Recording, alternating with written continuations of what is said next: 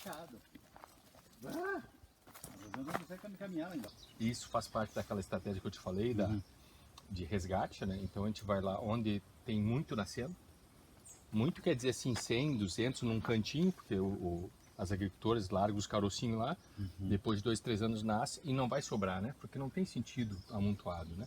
A gente fez uma conversa, inclusive, com a Secretaria de Meio Ambiente do Estado, a SEMA, né? Aqui do Alexandre, né?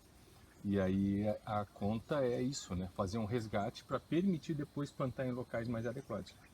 Mas isso aqui tudo recém tem 1 ano, né? Lá em Giruá tem butiá lá de 200 anos. Esse aqui vai ficar com cara de butiá em quanto tempo? Ah, isso aqui vai demorar de 10 a 15 anos. Fruta? A fruta vai começar a dar de 10 a 15 anos com pé pequeno ainda, né? Depois é que ele vai ficar uma árvore, uma palmeira, né? Então, por isso que é uma coisa complicada, né? Complicada não, ela tem um tempo. E esse tempo, quando você fala em 10 anos, se a gente tivesse começado em 90, a gente teria 20 anos hoje. 30 anos, né? Só que o que a gente está se apercebendo agora ou faz isso, e aí a novidade que tem aqui, né, são butiás que os agricultores estão selecionando, né? Aqueles que são bons, eles fazem doces e coisa, né? Então é uma pequena seleção que tem aí. Quanto né? tempo levou para chegar esse aqui? Esse aqui foi coletado ano passado, estamos falando aí de fevereiro, março, então está completando 1 ano agora, né? Como mudinha já, né?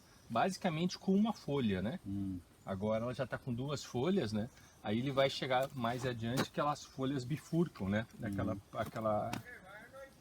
E planta daqui quanto tempo? Daqui a gente vai tirar ela, botar numa sacolinha e vai botar no chão, acho que daqui uns 2 anos ainda. Ui, 2 anos. Que legal. Porque se colocar no chão assim, né? Ela desaparece, né? Sim, Aí daqui a pouco qualquer roçada, qualquer situação. Então a ideia é de botar uma planta um pouco mais robusta para garantir. E aí também, aquele tempo dos 10 anos que eu te falei, né? Para o agricultor vai representar só 7, né? Então tem um certo... Sim. E a ideia é muito fazer composição, né? Algumas árvores que são muito mais rápidas, né? Que depois desaparecem e ele vai crescendo nesse meio tempo. Né? Também butiá, mas aí eram plantas maiores já.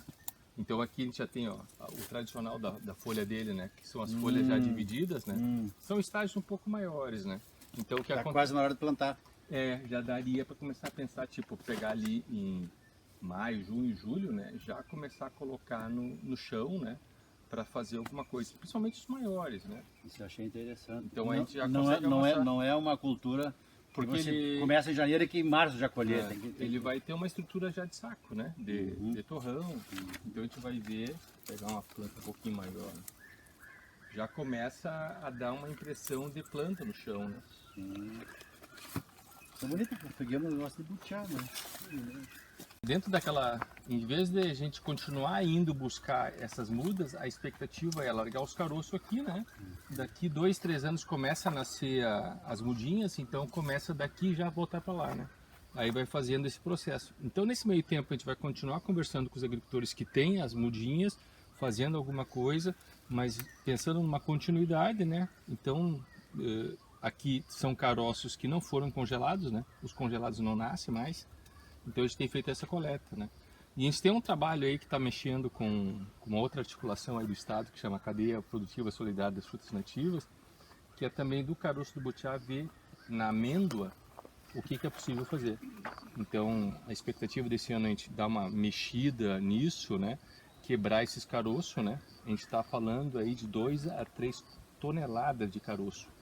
Porque hoje o processado na nossa região chega aí 10 toneladas de polpa de fruta, né? Nós estamos falando de um produto que pode ser viabilizado comercialmente em 15 anos.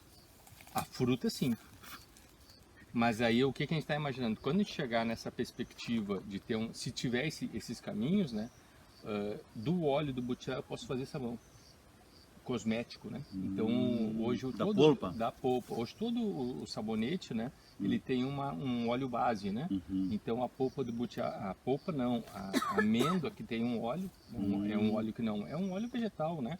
Pode dar um produto interessante aí. Principalmente porque hoje ele não tem um valor, né? Quem quer produzir alguma coisa em janeiro para colher em dezembro é robô. Ah, não é essa. Então, nesses sistemas que a gente está pensando de sucessão ecológica, de agrofloresta com tempos, né, ele tem uma perspectiva interessante, né? Mas falando assim, ó, todos os pomares têm uma vida útil de 15 anos. Tu planta, eles vão em 15 anos desaparecer. Então, se eu plantar um pé de laranja e um pé de butiá, quando esse pé de laranja morrer com 15 anos, o butiá tem 15.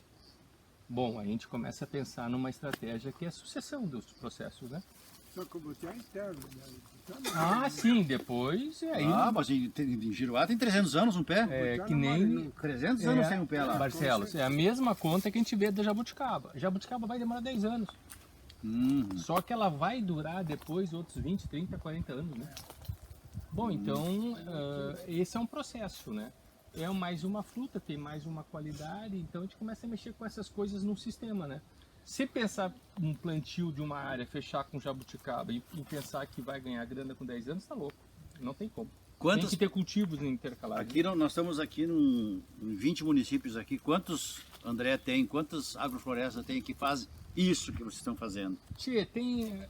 Tirando assim, talvez fora do Cored, na região de São Luís Gonzaga já tem gente fazendo, em Santa Rosa tem a Rosane, tem um conjunto de outras figuras, aqui em 3 de Maio tem outras pessoas, o Fábio está fazendo isso ali em São José de Inhacorá, a gente começa a encontrar isso, né? O pessoal hoje que está fazendo aquisição de áreas nas beiras dos rios também está falando disso, né? Mas ainda é um tema novo, né? E a gente faz parte de uma articulação aí com a Embrapa que toca essa atividade no Rio Grande do Sul. A gente chama de restauração ecológica com finalidade produtiva, né? E aí a gente se assessora aí de povo na região de Passo Fundo, do litoral, puxando essas coisas, né? Não é uma coisa simples, né? Mas o que a gente está percebendo, a gente conseguiu fazer um seminário desses no CETREM há 3 anos atrás, né? Dentro de uma escola tradicional, né? Então a gente começa a ver o CETREM hoje olhando de bons olhos isso, né? A própria Juí, lá em Juí, ela tem um centro de agronomia que está começando a observar isso. Qual é a ocupação aqui? 1 hectare, 1 hectare? A gente está falando aqui, toda a área tem alguma coisa como 3 hectares arrendados, né? 13 hectares. Então tem a parte da casa, os pátios e tal, né? E aí uma área um pouco mais velha que tem laranja, que é essa onde a gente está, né? Que já tem um perfil já mais de sistema agroflorestal Esse mesmo. é pinos? Não, esse é cipreste. Cipreste. A ideia no plantio ele foi com quebra-vento, né? Eram as barreiras tradicionais, né?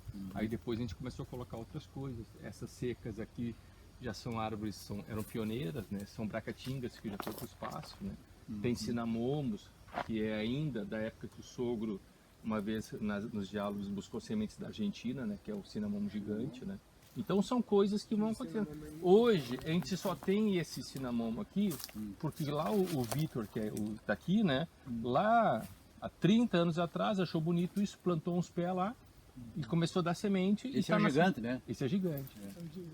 Tem uma madeira espetacular, né? Sim, na Argentina fazem móveis. Exato, eu já cortei aqui na beira 3 árvores, a ideia é de fazer isso. Tem a mesa em casa.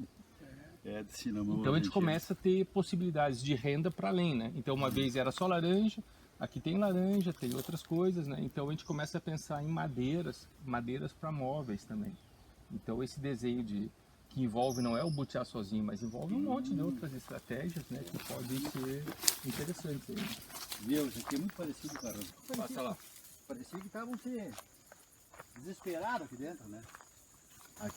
Agora, aqui eu queria que o André falasse sobre os tipos de uva. Vitória, Niágara. O que nós temos aqui, né? Então a gente vai um pouco mais para lá. A gente tem uma fila aqui de Niágara rosa, né? Para baixo já terminou a safra dela, que é Bordeaux, a tradicional Bordeaux, né? E na linha de baixo a gente está testando algumas variedades. Aí tem a Isis, que é uma variedade da Embrapa, a Violeta e também a Vitória. E aqui na parte de fora do Sombrite, né, tem outras variedades. Ali a gente fez uma brincadeira diferente que chama Magna, né? Ela está ensacada porque ela está fora do Sombrite, né? Mas depois a gente dá uma olhada ali na... Então aqui dentro qual é o barato, né? A gente tem um parreiral que não tem problema com marimbondo e abelha, né? Passarinho não deveria ter, porque devia estar bem fechadinho, né? Mas levantou um pouquinho. Então a gente pode deixar com que essa uva chegue no seu ponto, pode até passar um pouquinho, ela pode ficar murcha, né? E eu não tenho problema de abelha e marimbondo roendo ela. Nem Então nem passa. a gente deu uma medida hoje, umas uvas, ela está com 18 graus de açúcar. Puxa. Isso é... E o sombrite é a proteção, né? Aí o sombrite acaba até ajudando um pouquinho na quebrada do sol, do vento. É. Mas se a gente olhar ali fora, Essa aqui, tu disse que ela é essa é a Niágara Rosa. a Niágara Rosa. O resultado do sombrite dá para ver ali fora. Ali alguns cachos, né? Que dá para ver que o passarinho liquidou, né? É. Só não comeu o grão verde ainda, mas que está fora da... Olha que coisa mais linda ali, ó. Ele colhendo. E aí esse desenho permite que a gente venha colher. Normalmente no parreiral descoberto teria muita abelha agora, né? Final de tarde. E assim, pessoa que tem problema com abelha, e não é legal, né? A gente tem um risco aí que pode ser complicado. Então permite colher, e se não colher agora, pode colher amanhã, né? Ou seja, a uva pode ficar extremamente madura no seu ponto, né? Bem... Que é um pouco diferente do mercado, né? No mercado tem que colher um pouquinho mais verde, né? Sim. Para ela durar, né? Para durar lá Então no... aqui com um desenho desses é possível espichar um pouco mais isso, né? E dar um pouco mais de tranquilidade para a gente fazer o processo. Mas é óbvio, né? Algumas doenças vão continuar tendo e tal, né? A gente teve aqui algum problema esse ano de míldio, né? Por conta do verão, da época da floração, que choveu muito. Mas aí, bom, depois passado isso, depois que contaminou com míldio, né? Sempre dá uma quebra, assim, né? E um pouquinho de trips também, mas é uma opção que a gente faz, né? Como ela é orgânica, né? É um desenho que a gente está ainda regulando, né? Orgânica quer dizer que não tem veneno. Aqui a gente não usa nem adubo químico e nem produtos venenos, agrotóxicos. Nem fungicida, inseticida ou outras coisas, né? Então a gente vai ter aqui problemas das doenças que são normais da uva. Alguns insetos como formiga a gente costuma ter algum probleminha na época Mas a gente tem que catar as formigas de noite e descobrir onde é que estão os carreiros, fazer estratégias, né? Destruir formigueiro. Ou dar uma comida que elas queiram comer. Exatamente, esse é um outro. Não, a Rosânia lá disse, olha, tá vendo aquela roseira lá? Ela tá toda comida porque enquanto as formigas comem a roseira, não comem a outra. Aqui, né, a gente tem ali na linha de baixo a amora, elas praticamente liquidaram a amora no inverno. Porque ela só come a uva quando a uva começa a brotar, né? Quando começou a brotar, elas estavam bem intertidas lá, então dá uma certa folga, só que prejudica muito a amora, né? E a gente acaba descobrindo. E como a gente não... sempre tem uma capoeira, a gente só chama de sujeira, né? Muito inso em cima, a formiga acaba encontrando outras comidas, não só a uva. Se a gente tivesse aqui capinadinho, ela só teria uma comida que é a folha, a flor, né? Principalmente o botãozinho da uva ali, quando recém nasce, né? Sai, aí ela judia muito, né?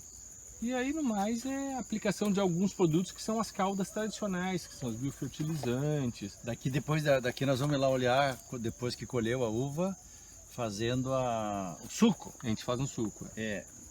E essa semana vai vir da serra 1000 quilos entre 6 pessoas, 6 sócios. E essas 6 pessoas vão fazer o que você está fazendo com o suco que vem da serra. As uvas de lá.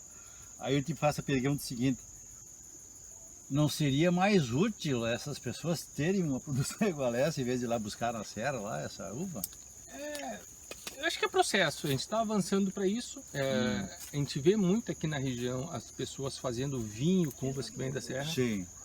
Ela chega, essa é uma uva, a uva da serra, ela costuma chegar aqui para nós com 14 ou 15 graus de açúcar. Tem que botar açúcar para fazer vinho. Açúcar. Isso é. A uva da nossa região, com essa situação que nós temos de sol, de claridade e algum período de seco nesses períodos, ela costuma chegar nesses patamares 17, 18, até 19 graus de açúcar. Não precisaria colocar isso. Bom, mas ainda a gente tem pouquíssimas áreas de uva na nossa região. Normalmente quem tem uva tem praticado preços bem acima do que lá na serra. Então hoje, economicamente, a uva da serra cai aqui por valores muito menores. Mas aí eu vou te dizer assim, a gente acompanhou isso, né? A gente já viu gente fazendo vinho com uva com 12 graus de açúcar. A gente tem que botar açúcar de muito. E aí, se você acompanhar, muitas vezes essa uva ela chega numa condição que não é assim, né? Ela vem batendo no caminhão Normalmente elas vêm com boa qualidade, mas às vezes você vê uma coisa meio... Eu acredito que esses caras que você está falando têm um olhar, deve ser uma uva bacana, né? Mas isso aqui, dessa forma, eu estou falando com o Sombrite, né? Garante esses 18 graus que dificilmente numa área sem Sombrite você vai conseguir. Porque tu vai ter que colher um pouquinho mais cedo para ganhar das abelhas dos marimbondos e dos passarinhos. A competição é desleal, né? Então aí ela vai furando, vai estragando e tu tem que dar conta. Então tu vai ter que colher com grau aí com 15, 16, né? E aqui a gente consegue fazer essa... Coisa, eu acho linda, linda aqui. Que, quer ver? Se tu olhar assim, ó, aqui entrou um pouco de passarinho, ó. Isso aqui é dano de passarinho. Se tivesse sol aberto, isso aqui estava entupido de abelha. Bom, o passarinho faz um estrago, porque a gente fez uma barbeiragem aqui no Sombrite, ele ficou, a saia levantou, né? O passarinho estraga um pouco, mas não tem o componente de abelha e coisa. Então ele faz aquele estrago, bom, tira aquela parte fora, né? Mas se pegar e medir esse grau de açúcar aqui, espetacular. E aí essa diferença, né? Quando você vai colher e vender para os outros, né, em alguns casos a gente vê, sairia colhendo tudo. E aqui você encontra grão verde ainda. E vai ter que esperar, né? Ah, falar em grão verde, nós estávamos comentando, toda essa uva que tem aqui, você não tem uva branca. Pois é, não tem uva branca. Né? Nós comentamos isso. Isso foi, esse parreiral aqui foi de um processo que a gente fez lá no município que eu trabalho, que é Porto Vera Cruz, e aí acabou sobrando as mudas, né, que eram Niágara Rosa e Bordeaux. Então aqui falta francesa, falta uva branca, Niágara branca, né, falta outras variedades, e é isso que a gente está fazendo na parte de fora, né. Então, para o ano que vem a gente vai estar incorporando essas variedades lá, né. Já tem Niágara branca aí dentro dessas novas, né? E também tem francesa, né? E também tem Isabel. Aquele é maçã, André? Não. Não, é ameixa. Ameixa? Aquela vermelha? Ameixa vermelhinha e ameixa amarela, né? E qual é o tempo de processo da plantação da uva até ela começar a produzir? A uva, se cuidar, assim, no ideal, né? Você planta ela em agosto. Quando chegar em agosto do ano que vem, ou seja, deu um ano, ela já tem condição de dar alguns cachos em dezembro. Então a gente está falando de ano e meio. Mas assim, como matemática, né, a gente usa 2 anos e meio entre a planta, entre colocar a muda e começar a fazer a primeira colheita de volume, né? Então, dentro das fruteiras, é provavelmente a fruteira mais rápida que tem, considerando laranja, ameixa. Então, 2 anos e meio já tem condição de ter uma renda muito interessante. Quando a gente faz projeto de financiamento, a gente considera esses 2 anos e meio. Mas em alguns casos a gente está vendo já produção com 1 ano e meio. E aí começa, lógico, a gente está falando planta, né? Tem que ter água. Então a gente viu o ano passado muito ruim, a gente está vendo esse ano muito ruim também.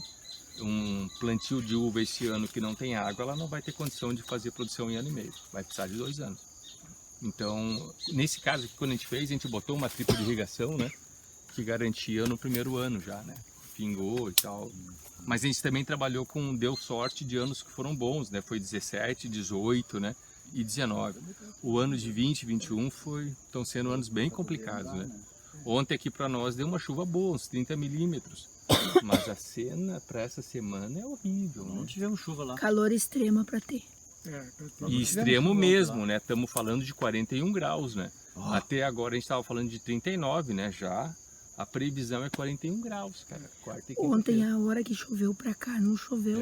Aqui só ventou estava lá em bem casa. preto desse lado agora. Aqui é Lá em casa só Em ventou. Giruá deve ter chovido também, em Santa Rosa nada. Então a gente começa a ter um outro quadro. Deu para perceber assim, né? A uva estava um pouquinho murcha. Anteontem, né? Ela já parece que deu uma engrossadinha. Então, E o processo de poda? Poda, a gente faz uma poda que a gente gosta muito desse tipo assim, de um cacho um pouco maior, a gente está fazendo muito de vara, né? Ramo do ano, 1, 2, 3, 4 gemas, corta, deixa um esporão. Um pouco mais espalhado nos pés, né? Tem uma tradição dos gringos, podar para vinho, que são as podas mais curtas, né?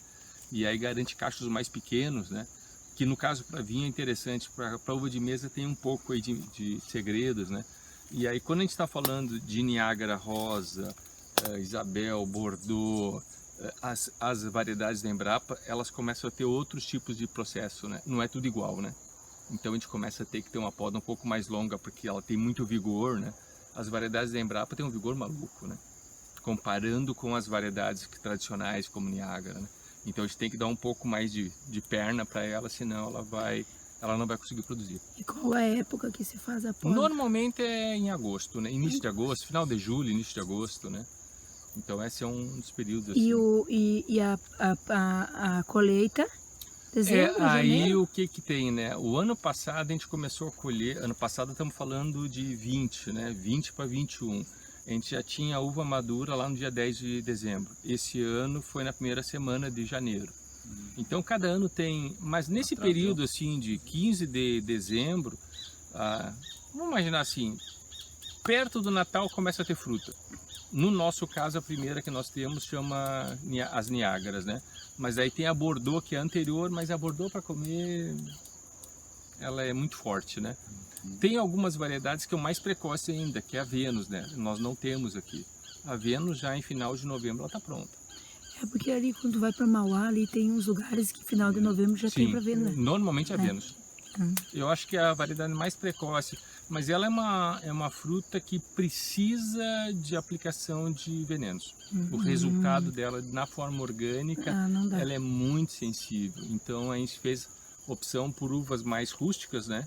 E aí a gente está exercitando esses manejos com essas uvas um pouquinho mais complicadas. Então a gente tem poucos pés, mas está vendo se a gente consegue achar. Aqui você come a uva sem veneno. Sem veneno. Olha que coisa mais linda. Ó.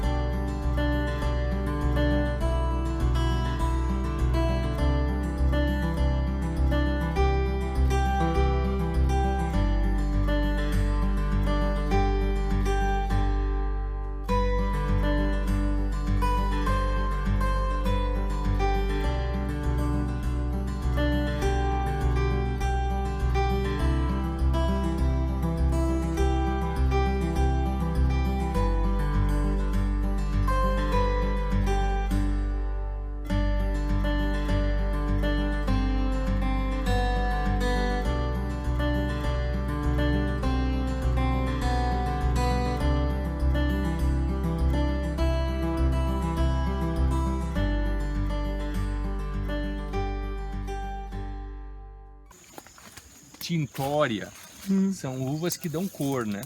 Porque se eu pegar essa aqui, ó, pena que a gente acabou misturando lá, mas o suco dela é um suco muito clarinho. Não... Ele é bom, mas de olho fechado. Se tu tomar ele de olho aberto, falta alguma coisa. Aí você bota uvas que tem bastante tinta. A Bordeaux é muito cedo, então para misturar com essas uvas tem que ser uma uva mais tardia, né? Que coincide. E a Vitória ela coincide com a Niágara, né? Então dá para fazer uma mistura, porque a Niágara para suco está perfeita. Ela é doce, ela tem um aroma interessante, né? Mas ela não tem cor. E a gente botando um pouco de Vitória em cima, ela vai ficar com uma cor mais assim, mais parecida com um suco que é desejo, né? Um suco escuro, né? Tem algumas pessoas brincando de fazer suco de uva Niágara branca. É um suco com um aspecto de quase de leite, um leite escuro assim. Espetacular.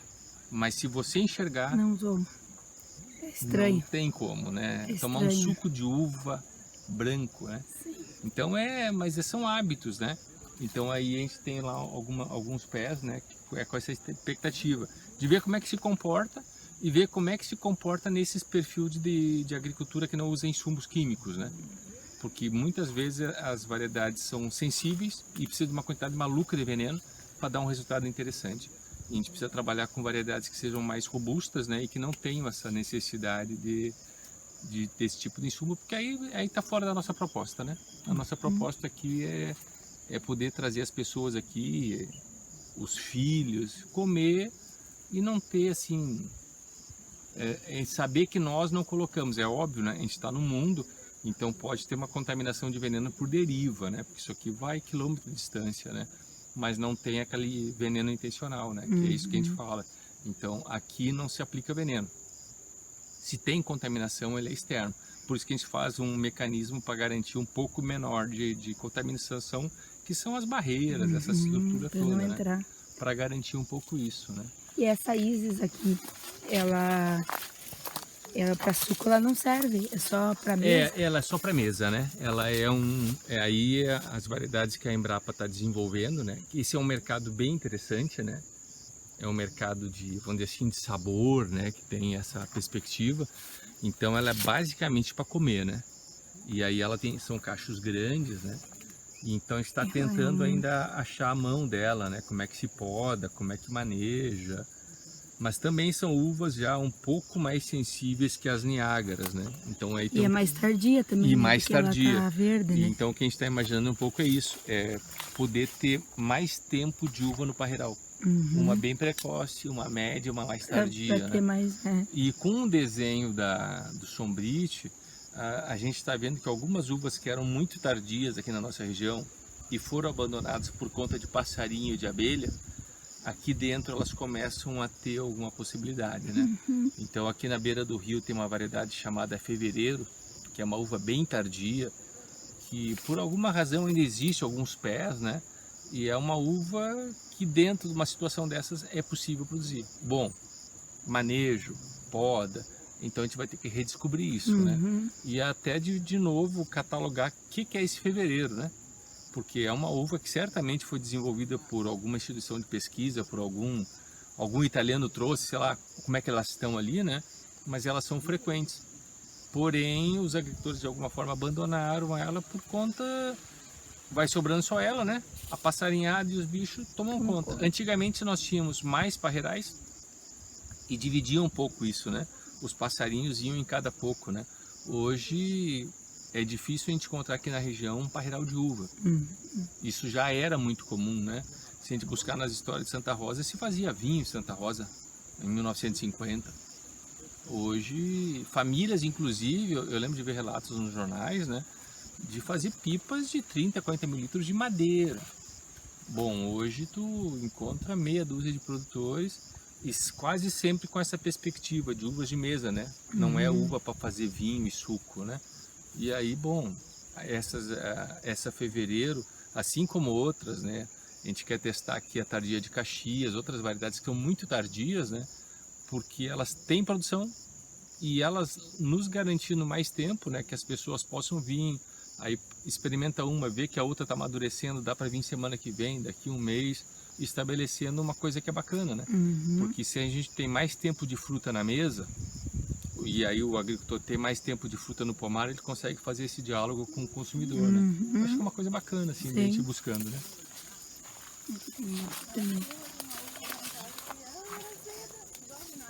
Pequenininha? Não era guete?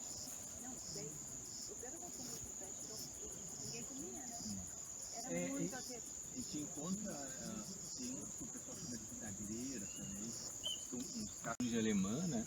Mas aí exatamente o que se fazia? Bota dentro de uma pipa, bota um pouco de açúcar, fermenta, né? Aí a gente fica com dúvida de qualidade disso, né? Não tem. Mas aí Comer é horrível. esse é um desenho, né? Mas isso mostra que os agricultores antigos já tinham isso como hábito. Então era muito mais, era uma bebida, né? Então o vinho que faziam, vinagre, né? Hoje a bebida é ir no mercado e comprar uma garrafa de um refrigerante, né? Então são desenhos aí que hoje a gente está se apercebendo que é fundamental ter uma fruta, sempre ter uma bebida oriunda de uma fruta. A gente quer que essa bebida seja uma bebida mais honesta, né? Então, se o agricultor coloca coisas como venenos, né, deveria estar no rótulo, né? Foi usado isso, isso e aquilo, né? E hoje a legislação permite que ele venda uva sem dizer o que ele botou dentro, né? E aí, às vezes, a gente pode ter ruídos aí, principalmente no futuro, né? A gente tem hoje na nossa região um nível de doença aí que tem, parece que algum nexo com essas coisas, muito complicado. Mas vamos trabalhar com isso, né? Até é curioso, né? Depois a gente vai ver o suco lá, né? Essa forma de suco, essas uvas escuras, elas têm um componente que é muito interessante para coração, né? Resveratrol, se eu não estou enganado. E o pessoal da PUC em Porto Alegre, acho que é da PUC em Porto Alegre, andou pesquisando isso e identificou que essa quantidade dessa substância que ajuda o coração, vamos dizer assim, né, ela é muito maior em uvas orgânicas. Bom, aí começa a ter esses componentes, né? A gente sabe que quando a gente faz uma produção convencional, com muito adubo químico, né, a produção é muito grande, mas as substâncias, os compostos voláteis, os corantes, antocianinas são muito menores, porque a fruta não tem como fazer síntese disso, né? E aí na medida que a gente começa a ter isso, né, curiosamente essa pesquisa tem mais de 20 anos, mas ela não avança, né? A gente sempre fica escutando, colheu 50 toneladas de uva, colheu o que de resveratrol, né? Colheu o que de coisas boas para a saúde, né? A gente olha hoje muito, né? O pessoal diz que carne de peixe tem ômega 3 e ômega 6, né? Carne de peixe confinado não tem ômega 3 e ômega 6, né? É peixe de rio, é peixe solto, peixe que exercita, né? E aí quando a gente vê hoje, tem muita produção de carne em confinamento, né? Nós, né, toda a nossa evolução se dá comendo carne de bicho que está criado solto, né? Então a gente começa a aprender esses bichos, então pode ser que tenham componentes aí complicados, né? Mas esse é o nosso mundo aí, né? A gente vai de laranja, né? Tem uma sequência de mais 3 ou 4 linhas de laranja, né? Aí depois ele fica numa situação de banhado, né? Os eucaliptos lá já estão plantados em cima de uma várzea, né? Então, mas são pés novos, né? E a gente teve muito problema com a geada aqui, né? Geada muito forte, né? Olha lá, tem moranguinho, ó. A mora, né? Ah, sim, sempre tem algumas frutinhas, né? Duas lá, dá pra enxergar. Sim, isso é. Pena que não, isso aqui na época de, acho que mais ali para início de dezembro, talvez, muito bonitos, a amora grandona, aí indo bem. Então o que acontece, né? Lá para baixo a gente tem uma proteção legal de vento, né? O eucalipto segura, mas pro lado de lá é uma várzea que vai ter um córrego, né? E depois a gente não tem contaminação de lavoura, a nossa contaminação vem dessa parte de cima, né? O vento sul toca para cá, né? E talvez um pouco de lá. Normalmente os ventos muito violentos eles são nessa diagonal, assim, né? Então a gente está razoavelmente protegido aqui, mas vira e mexe a gente vê árvores quebrando aqui. A gente tem um efeito, ontem, por exemplo, teve ventos fortes, né? E aí na medida que isso avança, se tivesse aplicação de algum veneno, sempre vem junto, né? Então é muito frequente a gente encontrar parreirais abandonados por conta de presença de 2,4-D. E depois que ele entra, né, a planta desregula, então não amadurece, não frutifica, começa a dar um monte de coisa. E aí é complicado isso, né? A gente está vendo lá na fronteira de Bagé, Quaraí, áreas grandes, de grandes investimentos que estão tendo limitações com venenos agrícolas, né? Basicamente 2,4-D. E aí a conta está de grande contra grande, né? São grandes vinícolas brigando com grandes produtores de gado e de grãos. Então a gente, aqui na nossa região a gente é um produtor de frutas, né? Que tem a uva. Mas a nossa região é uma região de soja, milho e trigo, do agronegócio, né? Então, hoje, brigar com esse tipo de produção é muito difícil, né? Sim. Isso é...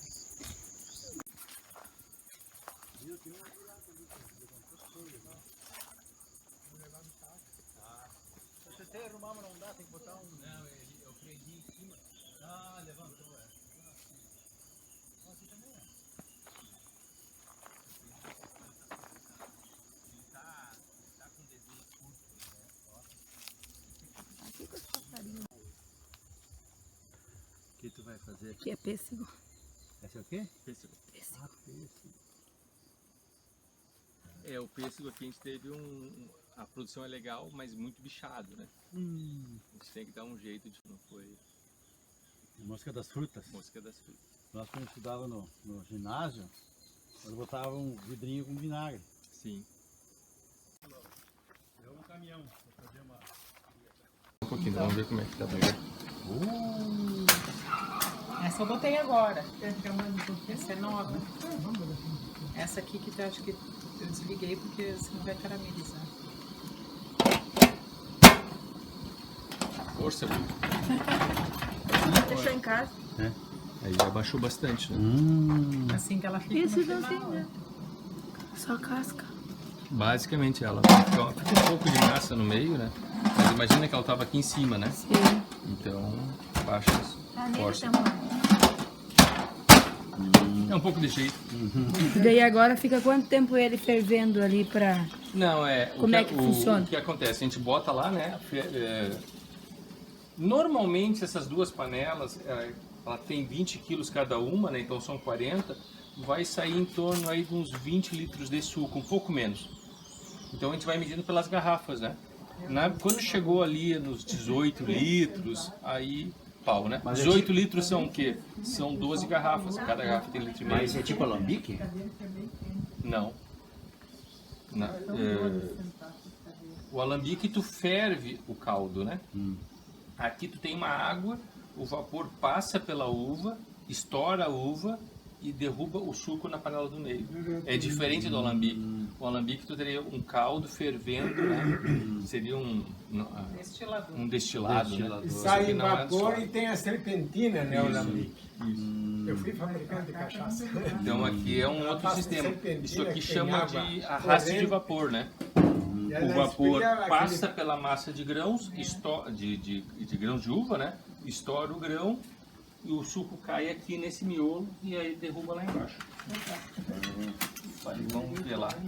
Vamos ver se tem um pouco. tinha meio. A gente mexe aqui com a panela com água quente, né?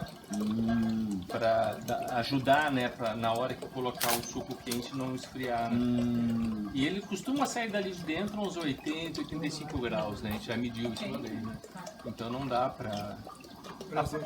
A partir de 70 graus já está esterilizado, né? Tchau pra senhora. Levou. Tá filmando? Vamos ver então, saiu. Aí, Tchau pra senhora. Tchau, tchau. Tchau pra você. Obrigado, então, já não quer me cobrar. Tá? E quanto tempo tu sabe que tá pronto o suco?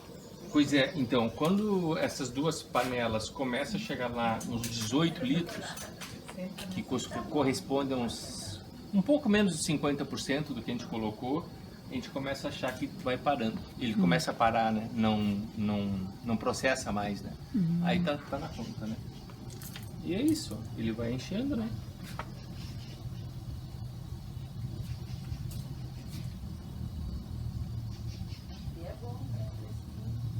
Vê uma tampinha lá pra mim, Cília. Tá do teu lado, André.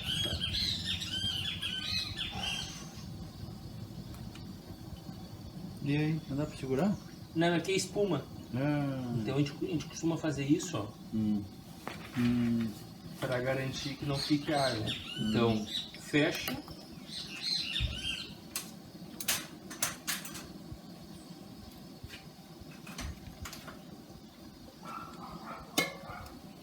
Lava pra água pra quente. É para tirar o melado, né? Porque como lambuzou ele, né? Aí assim a garrafa já fica lavada, não precisa lavar depois, né? Tá feito. Só que experimenta segurar ela. Isso aí. Eu tô segurando porque eu tô na tampa, né? Sim. Então ela tá numa temperatura que garante esterilização. Aí depois, o que foi? Foi fechado completo, né? Depois de um tempo, esse aqui é um vidro transparente, ó. A gente vai ver que apareceu esse pouquinho. vazio, né? Aí ela costuma ter um barulho tradicional, né? Quer dizer, mostra que foi eficiente o processo, né? É isso.